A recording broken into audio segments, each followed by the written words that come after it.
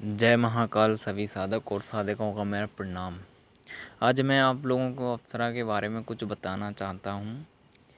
जो लोग नहीं जानते हैं बस उन्हीं के लिए है। तो कुछ लोग ना अप्सरा को मजाक समझते हैं। ये एक साधना करी फिर इसके बाद में फिर दूसरी कर लेंगे, ऐसे सोचते हैं लोग।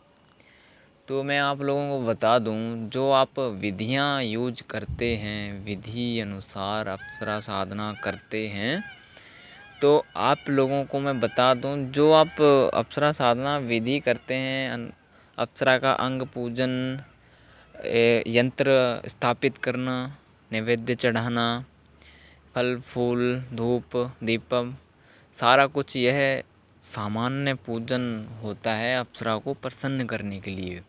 ठीक है जी। तो इससे यह पहली विधि है जो अप्सरा प्रसन्न होती है इससे।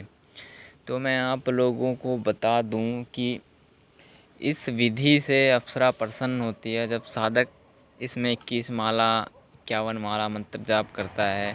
तो इससे अप्सरा जब प्रसन्न होती है तो वह प्रसन्न होती है, फिर वह साधक के सामने आ ही जाती है। ये विधियां जो हैं आप लोग करते हैं, ये प्रसन्न करने के लिए होती हैं अप्सराओं को विधियां। तो मेन विधि तो कुछ और होती हैं जिनको एक ही बार में आना ही पड़ता है अप्सरा को। और आप लोगों को मैं बता दूं, जब भी साधक असफल होते हैं, क्योंकि इनमें जब आप प्रत्यक्ष सिद्धि मिलती है, लोगों को प्रत्यक्ष सिद्धि नहीं मिलती है। तो इसी का यही कारण है कि अप्सरा प्रसन्न हुई तो ही दर्शन देगी, अगर नहीं प्रसन्न हुई तो असफल होगा साधना में। लेकिन अप्रत्यक्ष सिद्धि तो मिल जाती है, क्योंकि वह ज़्यादा प्रसन्न नहीं होती है, थोड़ी बहुत होती है, जिससे आपके कार्य होने लग जाते हैं कि इसके कारण कि इस साधक ने मेरी इतनी सारी साधनाएं करी, इतने दिन तक साधना करी, इतना मुझे सब कुछ दिया, तो इसे भी कुछ हमें देना पड़ेगा। तो ऐसा होता है अप्रत्यक्ष। तो इससे ये होता है। तो आप लोगों को बता दूं कि जो मेन विधियां होती हैं वह कोई नहीं बताता, और ना ही अपने गुरु कभी अपने शिष्य को बताना चाहेगा। बताएगा लेकिन तब बताएगा जब आप उस विधियों के काबिल हो जाएंगे। एक ही बार ऐसी ऐसी विधियां हैं, यह तो सारी जो अप्सराओं की छोटी मोटी विधियां हैं जिनसे अप्सराएं प्रसन्न होती हैं और दर्शन देती हैं। ठीक है जी। तो जो मेन विधियां होती हैं वह कोई भी नहीं बताएगा, कभी भी नहीं बताएगा, चाहे आप कितना भी कुछ क्यों ना कर लें। लेकिन वह जो दूसरी विधियां होती हैं उनमें अप्सरा बहुत सरल होती हैं, लेकिन उनमें अप्सरा बहुत ही तीव्र प्रभाव से जल्दी आती हैं। उन्हें कोई नहीं रोक सकता आने से, ना कोई टोक सकता है कि क्यों जा रहे हो, नहीं, कोई भी नहीं। उस विधियों से आना ही पड़ेगा। लेकिन वह विधियां गुप्त रखी हुई हैं, कोई किसी को नहीं बताता है। और उन विधियों में भी यही लिखा हुआ है कि इन विधियों को गुप्त ही रखा जाए और कभी किसी को बताया ना जाए। ठीक है जी।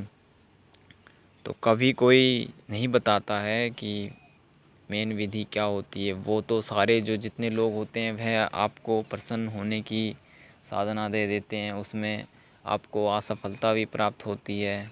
करते करते आप एक बार नहीं, दो बार नहीं, 3 बार 4 बार ऐसे करेंगे, जब जाकर अप्सराएं प्रसन्न होती है, तब जाकर आपको दर्शन मिलते हैं। ठीक है जी। जब यही तो कारण है, आप अप्सराओं को जो साधना करते हैं आप लोग, वह प्रसन्न होने के लिए करते हैं अप्सराओं की। जो मेन विधि ये होती हैं जिनसे अप्सरा प्रसन्न नहीं होती है, सीधी आती है आपके पास। ठीक है जी। आपके पास सीधा ही आएगा। उसमें जो मेन विधियाँ होती हैं उनमें प्रसन्न करने की ज़रूरत नहीं पड़ती, क्योंकि हम उस अप्सरा को बुला रहे हैं तो उसको आना ही होगा। ना ही हम उसको प्रसन्न करने की कोशिश कर रहे हैं और ना ही उसको कुछ करने की कोशिश कर रहे हैं, बस उसको सिर्फ आना ही होगा, हम उस विधि से कर रहे हैं। तो ऐसी विधियां हैं जिनसे अप्सरा खुद आएगी, और कुछ अनुभव होंगे तो होंगे, लेकिन वह अप्सरा आएगी ज़रूर। अनुभव तो हर साधना में होते हैं, ऐसी कोई साधना नहीं जिसमें अनुभव ना हो। और अनुभव के बगैर कोई ऐसी सिद्धि नहीं, जिसमें अनुभव ना हो तो सिद्धि भी नहीं प्राप्त होती है। तो आप लोगों को बता दूं कि जितनी भी हैं ये सारी प्रसन्न होने की साधनाएं होती हैं। मेन जो साधनाएं होती हैं वो कभी कोई किसी को भी नहीं बताता है, और ना ही बताने की कोशिश करेगा आपको, चाहे आप कितने भी खास क्यों ना हो। तो आप लोगों को वीडियो बहुत अच्छा लगा होगा। तो मैं ये नहीं कहूँगा आपसे कि मेरा चैनल सब्सक्राइब कर दो, लाइक कर दो। मुझे कोई मतलब नहीं है यूट्यूब से, बस ज्ञान बांटना है। जिनको समझ में आ गया होगा वह तो आ गया होगा, जिनको नहीं समझ में आएगा तो भाई मैं इसमें कुछ नहीं कर सकता हूँ। जय महाकाल।